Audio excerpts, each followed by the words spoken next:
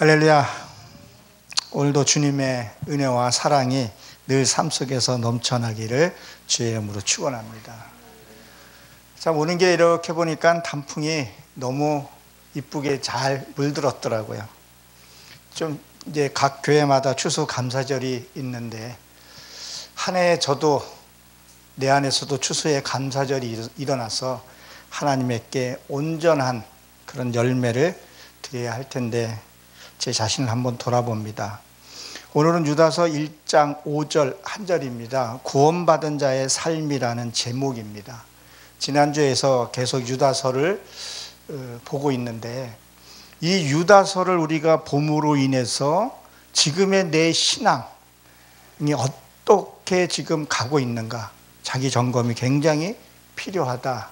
저도 이 말씀을 유다서를 이렇게 풀어가면서 내 신앙이 진짜 얼마만큼 익어갔는가를 한번 되돌아보면 끔찍할 때도 있고 감사한 것도 있고 내 자신을 채찍질하는 부분도 많이 있습니다. 오늘 이 본문의 말씀을 보게 되면 뭐라고 기록이 되어 있냐면 너희가 본래 범사에 알았으나 그랬어요. 모든 것을 알았다는 얘기죠. 창세기서부터 지금 유다서까지 온다는 얘기는 성경을 우리가 많이 보고 알았다는 얘기예요. 그러면 이 성경에서 이 유다서는 짧지만 내용이 굉장히 함축되어 있는 내용입니다. 얼마나 너희들이 성경을 많이 보고 알았냐는 거예요. 하나님의 말씀을 너희가 얼마나 많이 알고 깨닫고 실천하고 지금 너희가 신앙의 연륜이 들어가고 있냐는 거예요. 그래서 저도 이 무엇을 가장 비중 있게 이렇게 보냐면 가정의 회복을 많이 신경을 쓰고 목회도 그렇게 좀 많이 두고 있습니다. 그래서 개인적으로 제가 브이로그를 하면서 가정 회복에 대해서 많이 염두를 둡니다. 너무 가정이 많이 깨어지고 파산되어지고 요새는 간통죄들이 없고 하다 보니까 윤리적으로도 이제는 이혼 문제도 윤리적으로도 문제가 되지 않고 죄의식이 없는 것에 대해서 가정이 얼마나 아름답게 해야 하는지를 가정의 천국의 모형이라고 하였는데 가정이 행복하고 그런 것들이 하게 되면 어두운 세력들이 절대 틈탈 수가 없습니다. 근데 너무 가정이 무너지는 것. 크리스찬들도 많이 그런 걸 보면 너무 안타까워요. 그 결과들이 뭐냐면 우리 삶 속에서도 보게 되면 교회들도 너무 세속화가 급속화되고 있다는 사실이에요. 모두가 다 안타까워하면서 내 자신은 안 변하고 있다는 것.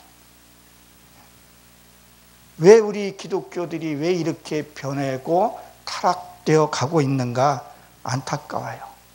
오늘 여기에서 본문에서 보게 되면 번역이 안 된 부분이 하나 있는데 네페시라는 단어가 하나 있는데 이 하나님의 모습, 하나님의 형상을 그것을 보지 못하고 있다는 것을 여기서 성경에서 얘기를 하고 있어요. 우리가 전도를 하거나 뭐를 할 때 안 믿는 사람들은 무엇을 보고 하나님을 믿어요? 하나님은 볼 수가 없어요. 전도자를 통해서 하나님을 믿는다는 거예요. 근데 전도하는 사람 모습 보면은 예수는 믿으라고 하는데 하나님의 모습을 볼 수 없다는 거예요. 그러니까 뭐라 그래요? 당신이나 믿으라고. 난 이렇게 살다가 인생 그냥 내 가고 싶은 대로 가겠다고 이렇게 어긋장 치는 경우도 있죠. 그리고 뭘로 지금 되고 있는 너무 물질 만능주의로 돼버렸다는 거예요. 말씀보다도 이제는 물질이 앞에 물질로 이렇게 하는 걸 보게 되면 가슴이 아프죠. 여기에 보게 되면 사실상 너희가 알았다는 거예요. 성경을 통해서 알았다는 거예요. 우리가 유치원 때부터 신앙, 종교 이런 걸 떠나서라도 서로 사랑하고 서로 협력하는 것은 기본적인 윤리와 도덕이라는 거예요. 근데 왜 이것이 성장해가면서 윤리와 도덕들이 사라져버리고 이기적으로 돼버렸냐는 거예요. 하나님을 믿고 하나님을 영접한 나라는 그 나라는 부유해져요. 하나님의 물질도 축복을 주세요. 근데 그 나라가 축복받고 한 나라가 좀 더 아름답고 더 행복해지는데 자연이 파괴되는 것이 어디예요? 선진국에서부터 파괴돼 가고 있다는 거예요. 가정들이 몰락해져 가는 것을 우리가 강구해서는 안 됩니다. 그러면 내 자신부터 내 가정은 어떻게 지키고 있는가? 정말 말씀대로 내 아내를 내 몸처럼 사랑하고 섬기고 있는가?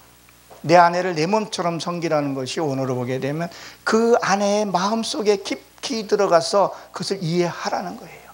정말 기도를 깊게 하다 보게 되면, 성도도 그렇고 보게 되면 그 마음을 알게 됩니다. 심지어는 그 사람의 아픔도 내가 느껴지는 경우도 있어요.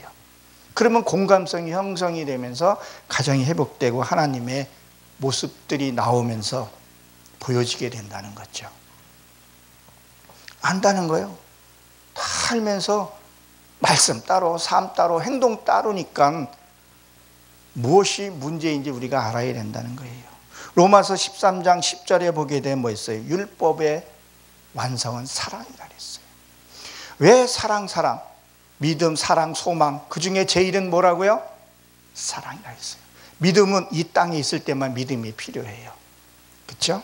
소망도 이 땅에 있을 때 소망이 필요해요. 사랑은요, 영원한 나라에 가서 우리가 사랑해야 되기 때문에 그 중에 제일은 사랑이라는 거예요.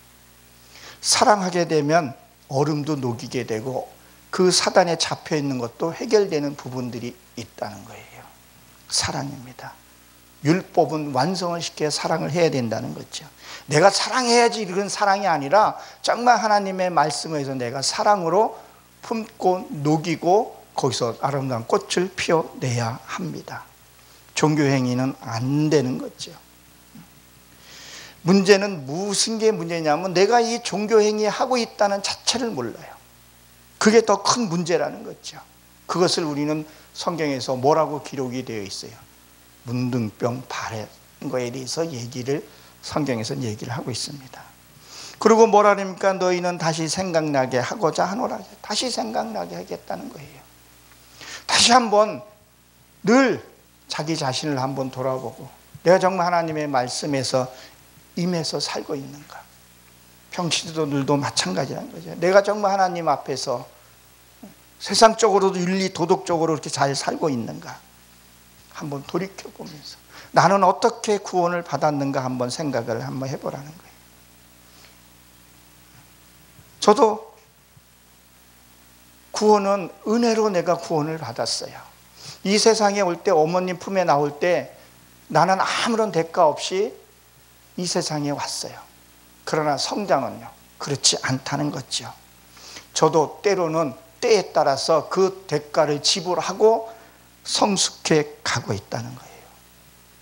우리가 성숙해지면서 우리 하나님의 형상을 이루면서 내어 것을 내어 놓아야 할 것들이 있는데 그걸 안 내놔요. 우리는 자꾸 물질로만 생각하는 내 안에 있는 자아들, 그 욕심, 자존심, 이것들도 뭐예요? 주님 앞에 내어 놔야 된다는 거예요. 우리 하나님 그걸 드려야 된다는 거예요. 그리고 하나님의 성품을 우리가 받아야 되는데, 그리고 여기에 보게 되면 그 생각나게 한다는 게 교훈하다 이런 뜻을 갖고 있어요. 훈계하다 이런 뜻을 갖고 있어요. 저희 같은 경우는 물론 성도들과의 관계가 이루어진 다음에 아주 냉혹하게 훈계도 합니다. 왜 그렇게 신앙생활을 하냐고.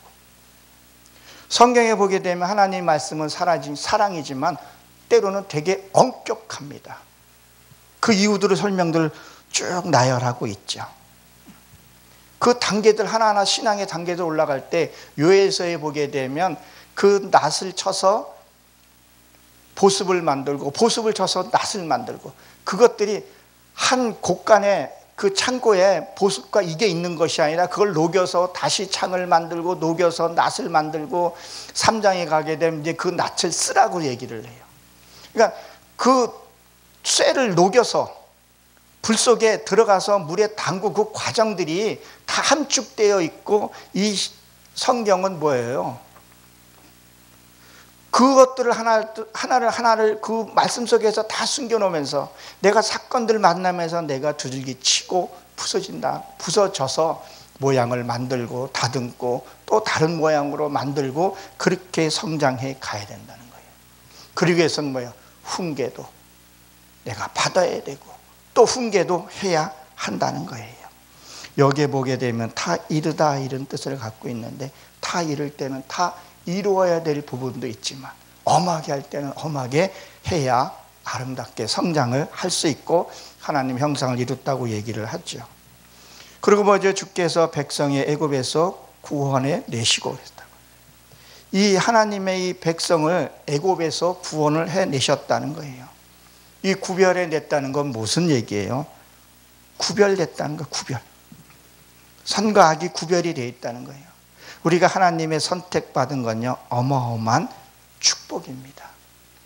저도 이 어두움의 세계에서 나를 축복받았다는 생각하게 되면 너무 가슴이 벅차요. 우리는요, 이미 주역 체험을 한번 하고 나온 거예요. 요나서에서 한번 보게 되면요, 그 지옥을 음부, 여자의 음경을 상징하기도 해요. 그러면 그 속에서 그 어둠, 그 지옥은요, 하나님의 빛이 안 들어가는 것이 지옥이라는 거예요. 그럼 우리가 뱃속에 있을 때 빛이 한 방울도 들어오지 않는 곳이에요. 그 좁은 데서 우리가 한번 나온 거죠. 그것을 욥기에서 보게 되면 양수라고 얘기를 해요. 거기에서 한번 우리가 나왔다는 거예요. 절대 그 좁은 데 들어가고 싶은 사람은 없죠. 우리는 이미 체험을 하고 있는데 그 기억을 자꾸 잊어버리는 것이 문제라는 거예요. 분명히 구원은 선물이지만 뭐예요? 반드시 누군가의 핏값으로 우리는 구원을 받았다는 것을 잊어서는 안 돼요. 얼마나 많은 선지자들이 나를 위해서 피를 흘려주셨고 또 나를 위해서 전도했다는 거예요. 얼마나 많이 선지자들이 희생을 치루었는가를 한번 생각을 한번 해봐야 합니다. 우리나라가 이 민주주의가 되기 위해서 얼마나 많은 사람들이 희생을 치르고 후손을 위해서 그거 했는지. 그러면 우리가 그걸 받은 것을 또 내려 흘려 보내야 한다는 거예요.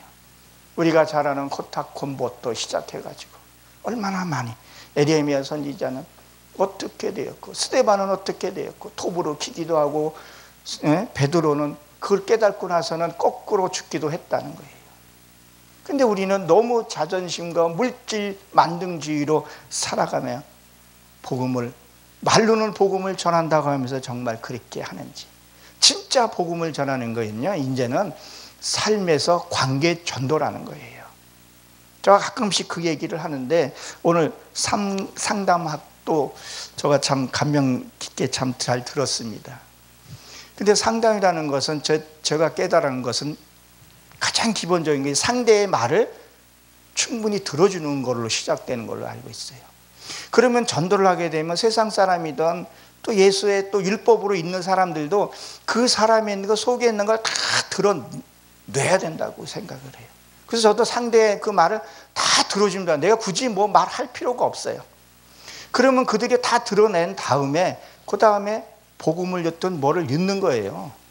그 사람의 얘기를 한번 쫙 좀 들어주고 그 사람의 아픔도 그냥 리액션 좀 해주다가 그러고 복음이 들어가면 들어가는데 그냥 예수 믿으라고 구원밖에 없다 그러니까 몰아쳐버리고 해버리니까 문을 닫아버리는 경우가 있다는 거죠.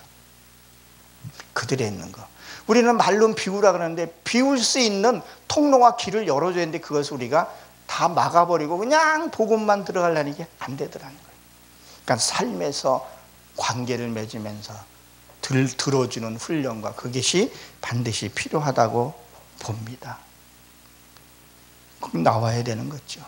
나올 수 있게끔 통로를 열어줘야 된다는 거예요. 이거 애굽에서 구원이라는 것은 종살이, 그 종살이 했던 것을 얘기를 하죠. 거기서 빼내야 된다는 얘기입니다. 우리가 성경에서 이렇게 보게 되면 내 안에서도 늘 전쟁, 두 마음이 다퉈요. 제가 아침에 꼭 일어나가지고 소금으로 가글인을 합니다. 가글을 꼭 해요. 근데 너무 이게 오래 하거나 하게 되면 이 내 안에 이 좋은 균, 그것도 잘못하면 소멸될 수 있기 때문에 적당하게 해야 한다 그러더라고요. 그러면 내 안에 있는 성품에서도요, 굉장한 전쟁이 늘 치루어지게 되고요. 그것을 우리가 고난이라고 얘기를 하죠. 그걸 싸워서 이겨야 용이 쫓겨나고 그리고 하나님의 사상이 이루어지는 것을 얘기를 합니다. 이 출애굽에서 이게 나올 때는요, 반드시 뭔가 10개 재앙을 통해서 이게 나와야 된다는 거예요. 싸워야 된다는 거예요. 창세기 15장 13절에 보게 되면 뭐라 있어요? 너희들이 애굽에 가서 몇 년을 종살이 해야 된다 그랬어요. 400년을 종살이 해야 한다고 얘기를 합니다. 16절에 보게 되면 이렇게 되어 있죠. 창세기 15장 16절에 내 자손이 사대만 이 땅에 돌아오리니 아모리 족속이 제약이 아직 가득 차지 아니하므로. 그러니까 무엇을 얘기를 하냐면요, 여기서 보게 되면 너희들이 애굽에 가서 400년이 돼야 나온다는 거. 그 말은 너희들이 진짜 죄가 뭔지를 온전하게 깨달아야 된다는 거예요. 그것을 못 깨달으면 뭐냐? 고라 자손이 된다 그랬죠. 고라는 얼음이라는 뜻을 갖고 있어요. 앞으로 유다서에 보면 그 고라 자손에 대해서, 왜 고라 자손에 대해서 얘기를 또 나누게 된다는 거예요. 무엇이 죄인가? 우리가 윤리 도덕적인 것도 뿐만 아니라 이 생각에서도 우리가 죄라는 걸 알아야 된다는 거예요. 우리는 죄하고 범죄하고 이것도 우리가 구별을 해야 된다는 거죠. 죄는 뭐예요? 생각만 하고 있어도 뭐예요? 그건 하나님이 죄라 그랬었어요. 그러나 범죄는 내가 말을 토설해버리게 되면, 그러한 부분, 내 어떤 생각을 신앙생활을 하고 있는가 우리가 좀 봐야 됩니다. 이 애굽은 뭐예요? 세상이죠. 네, 이 죄를 뽑아내는 그러한 곳이에요. 네, 죄성을 뽑아내야 돼요. 성경을 한번 잘 우리가 보게 되면 다 돌아갔다 그랬었어요. 다 열조에게 돌아갔다. 예수님도 돌아갔다. 그럼 우리가 이 땅에 왔을 때 돌아갈 때는 뭐예요? 죄성을 다 뽑아내고 가야 한다는 거예요. 중요한 건 내가 죄라는 것을 인식 못하게 되면 절대 뽑힐 수가 없고 해결 방법이 없는 거죠. 종살이. 이 종살이 또 광야에 나와서 우리가 또 무엇을 했습니까? 이 광야에 나와서는요, 광야에서는 가라 그러면 가고 응답받고 갔었어요. 기도하고. 그 우리가 언제 무슨 뭐 사건이 터지고 무슨 일이 나면은 기도하고 뭐 작정 기도하고 이런 기도를 하고 가는 것이 광야의 시대라는 거죠. 그러나 진짜 믿음 안에 들어오게 되면, 말씀에 내가 진리 안에 서게 되면 그냥 가면 되는 거죠. 행하면 되는 거라는 거예요. 그래서 요한복음 10장 35절에 보게 되면 뭐라 그랬어요? 성경을 폐하러 온 것이 아니라 완성시키러 왔다 그랬어요. 그리고 뭐라 그랬었어요? 말씀을 받은 자는 신이다 그랬었어요. 우리가 말씀을 받으면 뭐예요? 그냥 행하고 살면 된다는 거예요. 시편 82편에도 보게 되면 1절에 보게 되면 신들의 모임 그랬었어요. 그 신은 엘로힘을 가리켜서 얘기를 하죠. 그 신들 복수로 썼다는 거예요. 우리도 말씀 안에서 너희들이 다스리고 누리고 살아야 되는데, 무슨 일이 터지면 가서 기도하고 작정 기도하고 언제까지 그렇게 하냐는 거예요. 하나님이 빨리 성숙해서 그런 어떤 어두움도 다스릴 수 있는 그 영역이 오기를 바라는 거죠. 그리고 뭐라 그랬었어요? 구원하여 내시고 이후 믿지 아니한 자들을 멸하시며 그랬었어요. 이 애굽에서 출애굽할 때에는 표적이 필요했었어요. 능력이 나타나야 됐었어요. 그렇지만 이제는 우리가 표적과 은사로 되는 것이 아니라 뭐예요? 이제는 말씀으로 우리가 가야 한다는 거예요. 잘 보십시오. 하나님이 천지 만물을 창조하실 때 은사로 창조했지 않았어요. 뭐요? 말씀으로 창조하셨다는 것을 우리가 기억해야 합니다. 말씀에 우리가 말씀으로 가야 하는 거죠. 은사 필요합니다. 근데 그것이 너무 오래 가게 되면 표적만 구하게 되고 믿음 안에 절대 쓸 수가 없다는 거예요. 진짜 믿음 안에 내 안에 들어오게 되면 엘리야가 벗개를 미고 발에 닿았을 때 요단강이 갈라진 것처럼 말씀 안에 우리가 믿고 가면 돼요. 자꾸 의심하고 뭐가 좀 보여줘야 되고 그렇게 하게 되면 신앙이 자라질 않게 되는 거죠. 우리가 한번 생각해 보십시오. 예수님의 당시에서도 이스라엘 백성들이 왜 예수님을 믿지 않았었어요? 그렇게 표적을 보고 했는데도 뭘 봤어요? 그때 당시에는 이스라엘이 로마의 속국으로 있었기 때문에 예수님을 등에 업고 복수라 그래야 되나? 그런 것들을 하고 싶어 했던 거죠. 왕노릇 하고 싶었던 거죠. 그러니까 말하다가 예수님이 승천하시기 전에 손을 잡았을 때 예수님이 뭐라 그랬어요? 이 손을 놓으라 그랬었죠. 근데 그거 진짜 그 말에다가 이유는 뭐예요? 예수님 가지 말고 나랑 같이 은사 표적 구하고 그 은사를 내가 더 쓸 수 있게끔 가지 말라고. 예수님은 은사적인 그것을 예수님에게 붙들었다는 거예요. 그러니까 예수님이 뭐라고 그랬어요? 내가 가야 뭐라고요? 다른 보혜사 성령을 보내주신다 그랬었어요. 진짜 다른 보혜사 성령이 와야 죄에 대해서, 의에 대해서, 심판에 대해서 해결해야 한다는 거예요. 내 안에 무엇이 있고 무엇이 있는지, 뭐가 의이고 뭐가 심판인지 남 판단하고 정죄하는 거, 이 유다서에 잘 보게 되면 그런 것들이 차근차근 또 왜 그런지를 얘기를 해주죠.